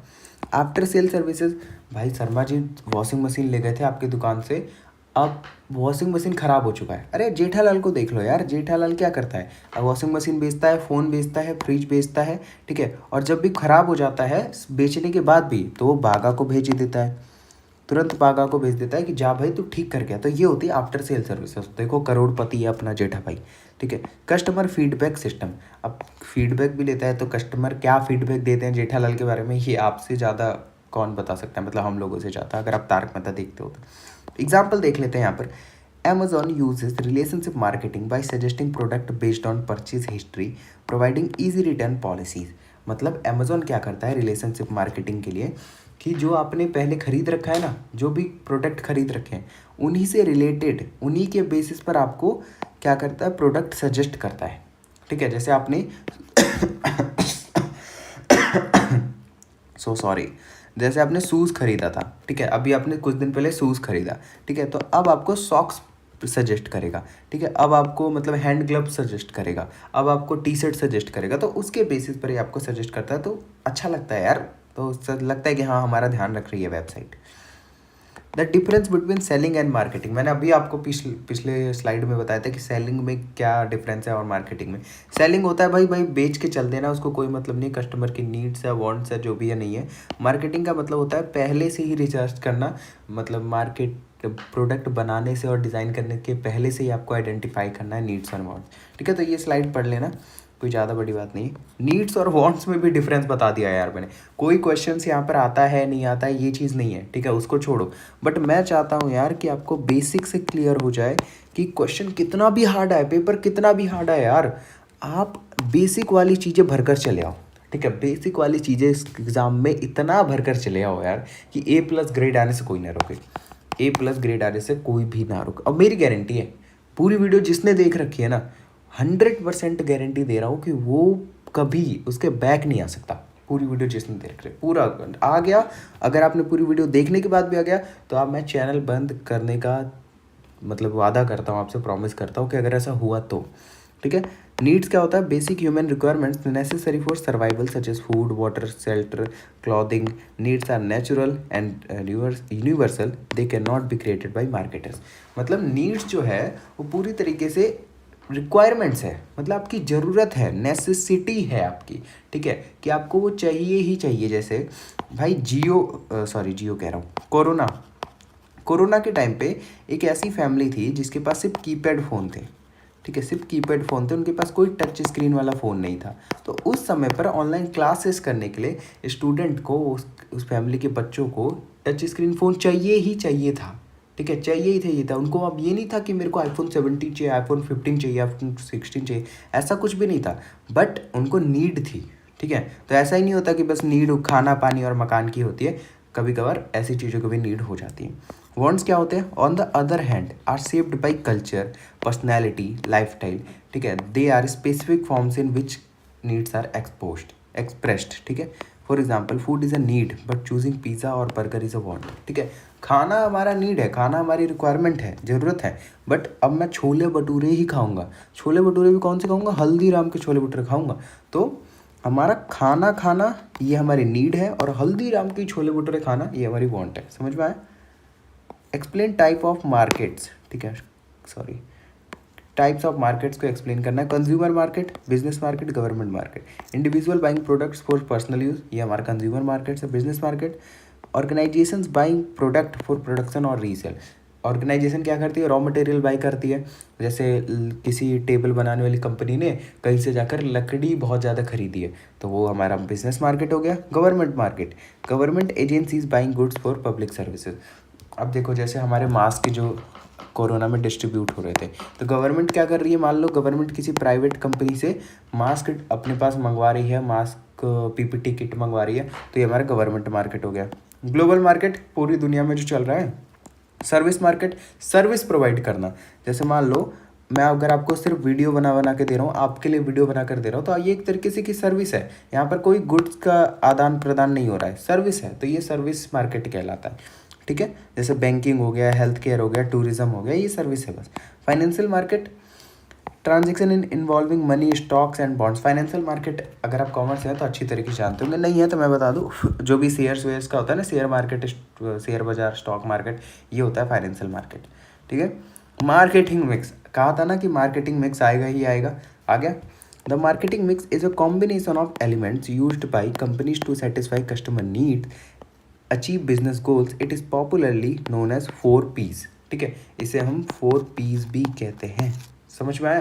तो ये एक कॉम्बिनेशन है एलिमेंट्स का, ठीक है, कुछ एलिमेंट्स का कॉम्बिनेशन है जो कि कंपनी के द्वारा यूज़ किया जाता है। क्यों यूज़ किया जाता है? कस्टमर की नीड्स को बेहतरीन तरीके से सेटिस्फाई करने के लिए, ठीक है। पहला है 4Ps में प्रोडक्ट, जिसमें आता है गुड्स और सर्विसेज ऑफर्ड, ठीक है, किस किस तरीके की गुड्स और सर्विसेज आप ऑफर कर रहे हो, क्या वो हमारे कस्टमर की नीड्स और वांट्स को सेटिस्फाई कर रही है, फुलफिल कर रही है, ये आता है पहले में, ठीक है। Example, iPhone with advanced camera features, ठीक है, हमारे जेन जी को चाहिए कैमरा, बढ़िया कैमरा, तो आईफोन दे रहा है भाई बढ़िया camera. Price, the amount charge, strategies include penetration pricing, skimming pricing policy, psychological pricing, ठीक है, किस तरीके से आप प्राइसिंग कर रहे हो, मतलब प्राइस कैसे सेट कर रहे हो, कौन कौन से फैक्टर को आप कंसिडर कर रहे हो, कॉस्ट को, कंपटीशन को, ये सारी चीज़ें प्राइस में आती हैं। Place distribution channels to make the product available, ठीक है। अब प्लेस में ये आता है कि आप कहाँ कहाँ अपने प्रोडक्ट को भेज रहे हो, डिस्ट्रीब्यूशन चैनल्स का आप किस तरीके से यूज़ कर रहे हो, कौन कौन से डिस्ट्रीब्यूशन चैनल का यूज़ कर रहे हो। प्रमोशन मैंने यार अभी बताया आपको, ठीक है, तो बस यही था। Explain the service triangle. अब खत्म ही होने वाली वीडियो, ज़्यादा थोड़ा सा बस पेशेंस रखो। The service triangle shows how our service organisation creates value through through three key relationships: internal marketing between the company and employees. The company trains, motivates, and supports uh, employees to deliver good service. External interactive between employees and customers. Service quality is experienced during actual customer employee interaction. और external होती है between company and customers. The company communicate through advertisements, promotions and branding. अब देखो होता क्या है, यह मैं आपको पूरी तरीके से बता रहा हूँ, समझा रहा हूँ ईजी लैंग्वेज में। ये जो भी लिखा है आप रीड कर लेना, बट सुन लो मेरी बात। जो कंपनीज होती है ना, वो सर्विस ट्रायंगल ये है कि यहाँ पर आपको तीन तरीके के रिलेशंस को मतलब हैंडल करना है। सबसे पहली बात इंटरनल मार्केटिंग। इंटरनल मार्केटिंग का मतलब होता है कंपनी को अपने एम्प्लॉयज़ के साथ किस तरीके से व्यवहार करना है, किस तरीके से इंटरेक्ट करना है, वो हमारा इंटरनल मार्केटिंग है। एक्सटर्नल मार्केटिंग कंपनी अपने कस्टमर के साथ, याद रखना, कंपनी अपने कस्टमर के साथ किस तरीके से बिहेव कर रही है, किस तरीके से जुड़ी हुई है, ये हमारा एक्सटर्नल मार्केटिंग हो गया। और कंपनी कैसे जुड़ती है? एडवर्टीजमेंट के थ्रू, प्रमोशंस के थ्रू, ब्रांडिंग के थ्रू। अब इंटरेक्टिंग मार्केटिंग क्या है? Interactive marketing between employees and customers. ठीक है, अब वो एम्प्लॉयज़ और कस्टमर्स के बीच में हो रहा है। जैसे अगर मान लो कोई जैसे एक सेकेंड, अब जैसे मान लेते हैं कि अगर कोई भी टाटा का आईफोन है, मतलब आईफोन का शोरूम है, आप वहाँ पर गए, आईफोन का कोई एम्प्लॉय बैठा हुआ है, ठीक है, आईफोन कंपनी का कोई एम्प्लॉय बैठा हुआ है, तो वो आपके साथ किस तरीके से डील कर रहा है, वो चीज़ यहाँ पे इंटरेक्टिव मार्केटिंग होती है। जैसे service quality is experienced during actual customer employee interaction, hotel staff serving guest. समझ में आया कि वो गेस्ट और एम्प्लॉय, मतलब सॉरी, स्टाफ और एम्प्लॉय किस तरीके से आपके कस्टमर को वहाँ पर ट्रीट कर रहे हैं, तो ये इंटरेक्टिव मार्केटिंग होती है। ठीक है। Types of consumer behaviour: complex buying behaviour, high involvement, high differences between brands, car buying a car और house, customer do research before purchase. देखो, बाइंग बिहेवियर का मतलब है आप क्या सोचते हो, किस तरीके से बिहेव करते हो किसी भी चीज़ को खरीदने से पहले। तो जब आप देखो घर खरीदने जाओगे और कार खरीदने जाओगे, तो याद रखना आपके घर भी, अगर आपके पापा ने घर खरीदा होगा, घर बनाया होगा, कार खरीदा होगा, तो ज़रा सा पसंद आया और जाके तो खरीद नहीं लिया होगा। काफ़ी ज़्यादा कॉम्प्लेक्स प्रोसेस हुआ होगा, उन्होंने मम्मी से पूछा होगा, काफ़ी दिनों तक लोगों से सलाह भी ली होगी, जैसा कि सब लोग करते हैं डैड लोग, कि लोगों से सलाह लेना ज़्यादा इंपॉर्टेंट होता है। तो वो काफ़ी ज़्यादा कॉम्प्लेक्स प्रोसेस होता है। तो पहला behaviour dissonance reducing behavior, high involvement but few brand differences, buying floor tiles। अच्छा देखो, एक और डिफरेंस समझ लो इन दोनों के बीच में, कॉम्प्लेक्स क्यों है वो और ये क्यों डिसोनेंस है।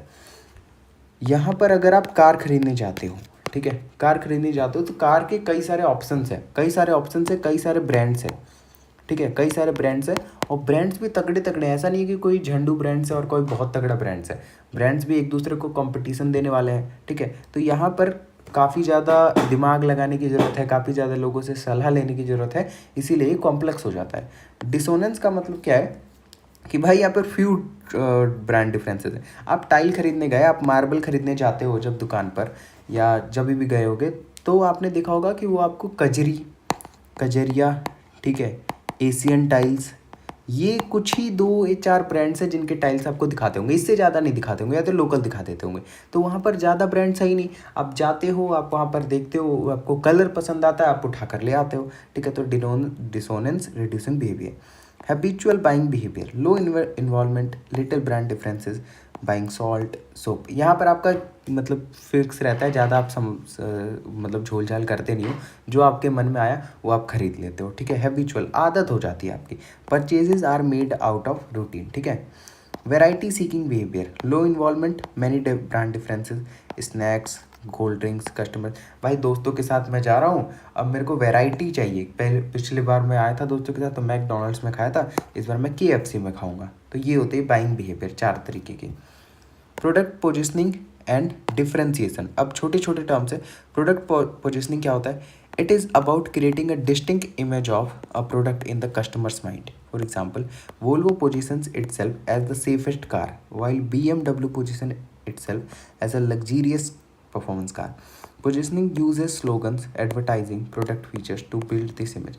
पोजिशनिंग का मतलब होता है, ध्यान से सुनना, आप कस्टमर के दिमाग में अपनी क्या इमेज बना रहे हो, आप कस्टमर के दिमाग में अपनी क्या इमेज बना रहे हो, वो आता है यहाँ पर प्रोडक्ट पोजिशनिंग में। ठीक है, ये पहले समझ लिया। प्रोडक्ट डिफरेंशिएशन क्या होता है? It means creating uniqueness to stand out from competitors. ठीक है, this can be based on design, features, quality, price और सर्विस। एग्जाम्पल के लिए आप एप्पल का एग्जाम्पल ले लो, तो याद रखना, ध्यान से सुनो। अब मैं हुआ क्या कि आपने एक फ़ोन बनाया, ठीक है, आपने एक फ़ोन बनाया। अब वो फ़ोन दुनिया का सबसे महंगा फ़ोन तो नहीं कह सकते, दुनिया का सबसे मजबूत फ़ोन है। ठीक है, तो कस्टमर के माइंड में क्या गया कि भाई ये दुनिया का सबसे मजबूत फ़ोन है। ठीक है, दुनिया का सबसे मजबूत फ़ोन है, तो वो क्या हो गया, प्रोडक्ट पोजिशनिंग हो गई। ठीक है, प्रोडक्ट पोजिशनिंग हो गई। अब हुआ क्या कि इस फ़ोन में क्या है, इस फ़ोन में बॉम्ब का फीचर है। ठीक है, जैसे ही आप इसमें एक बटन दबाते हो और वो फट जाता है। ठीक है, तो आपने क्या किया है, ये फीचर, एक ऐसा यूनिक फीचर ऐड कर दिया अपने प्रोडक्ट में जो प्रोडक्ट को डिफ्रेंशिएट करता है, मतलब डिफरेंट बनाता है। भाई सीधी सीधी बात है ना, मतलब आप नाम सुन के ही पहचान सकते हो यार। पोजिशनिंग, क्या पोजीशन है आपकी, उनके माइंड में क्या पोजीशन है। ठीक है, क्या वैल्यू है आपकी। ठीक है, और डिफरेंशिएशन मतलब कैसे आपका प्रोडक्ट बाकियों से डिफरेंट है। समझ में आया? ब्रांडिंग और ग्रीन मार्केटिंग में क्या डिफरेंस है? It is the process of giving a product a unique identity through a name, logo, design, slogan. Branding का मतलब है किसी भी तरीके से, चाहे लोगो का यूज़ करके, चाहे डिज़ाइन का यूज़ करके, चाहे स्लोगन का यूज़ करके हम एक अलग आइडेंटिटी प्रोवाइड करते हैं जब किसी प्रोडक्ट को, तो ब्रांडिंग कहलाता है। ठीक है, अब ग्रीन मार्केटिंग क्या है? It is the promotion of environmentally friendly product. It focuses on using eco friendly packaging, recyclable materials and energy saving features. ठीक है, तो ग्रीन मार्केटिंग कुछ नहीं है, बेसिकली ये एक ऐसा प्रोसेस होता है, ये ऐसा प्रमोशन का तरीका होता है जिसमें हम इको फ्रेंडली चीज़ों का यूज़ करते हैं, इको फ्रेंडली मेथड्स का यूज़ करते हैं। ठीक है, बस यही चीज़ें थी। देखो मैं फिर से बता रहा हूँ आपको, एक बार मैं क्लियर करके बता दूँ सारी चीज़ें कि देखो भाई, अगर आपको कोई भी चीज़ समझ, ध्यान से सुनकर जाना यार मेरी बात, जो चलेगा ठीक है बट सुनकर जाना। अगर आपको कुछ भी यार समझ में ना आता हो, कुछ भी समझ में ना आया हो, एक पॉइंट भी समझ में ना आया हो, तो प्लीज़ आप मेरे कमेंट पे बता देना। ठीक है, और फीडबैक ज़रूर देना। Feedback is most important for me and you also, क्योंकि देखो अगर आप फीडबैक देते हो तो मैं अपने आप को इम्प्रूव करूँगा और जो आपके लिए बेनिफिशियल होगा। ठीक है, ग्रुप्स ज्वाइन कर लेना और काफ़ी ज़्यादा हेल्प होगी आपकी अगर अपने यहाँ तक ये वीडियो देख लिया तो उसके लिए थैंक यू। फिर से बता रहा हूँ, टेलीग्राम चैनल ज्वाइन कर लेना पीडीएफ के लिए। ठीक है, पीडीएफ के लिए टेलीग्राम चैनल ज्वाइन कर लेना, इंस्टाग्राम पे फॉलो कर लो, नीचे डिस्क्रिप्शन में लिंक है, और यूट्यूब पे मतलब सब्सक्राइब कर देना। व्हाट्सएप ग्रुप ज्वाइन करना ना भूलें। व्हाट्सएप ग्रुप ज्वाइन नहीं करोगे, मेरे से कनेक्ट नहीं रहोगे भाई, बहुत सारी चीज़ें हम सब डिस्कस करते हैं, मैं और मेरे व्यूअर्स, तो आपको फिर मतलब ठीक नहीं लगेगा यार, आप कई सारी चीज़ें मिस कर जाओगे। जय हिंद दोस्तों, मिलते हैं नेक्स्ट वीडियो में, तब तक के लिए बाय।